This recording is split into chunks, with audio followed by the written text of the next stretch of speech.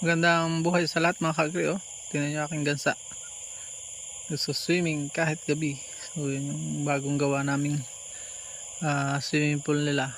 Meron po yung gilong ng jeep.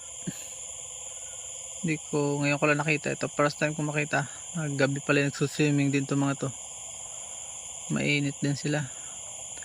Dito po may nadali ng sawa. 3. Kailan ko, panoorin niyo po yung video na yan.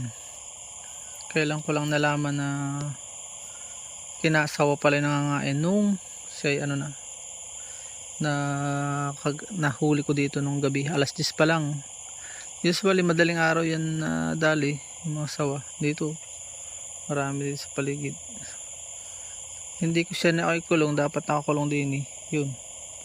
Nakita ko din sa loob ay nahuli ko yun. Pinagtataga ko na at dinispose. Pwede naman yun pagka harmful sa tao. So yan, hihiya na. Pauuwiin ko na po ito at gabi na. 11 na. Baka matukso na naman ang sawa. Uy, uwi na kayo at gabi na. Lalamigin kayo. Wait. Yan, pahirap uwi. Pasok na kayo, pasok.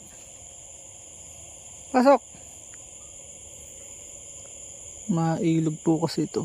So hopefully wala nang lumabas na sawa pa.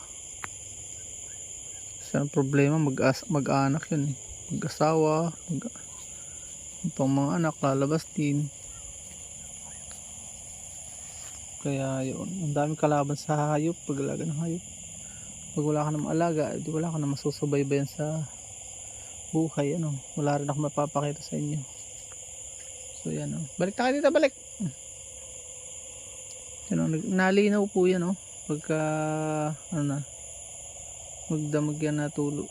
Yung mga excess sa amin, pag hindi ginagamit, dyan natulo. Kaya maganda yun, kukulong ko sila doon. So yan lang, update ko lang po kayo sa aking liguan. Ngayon ko lang nahuli sila, naliligo sa gabi. Nilagyan ko lang buhangin para huwag magputik. Talagang putik yan pagka hindi mo nila ginawa ng paraan. Guguho ng guguho, madadamay pati ito.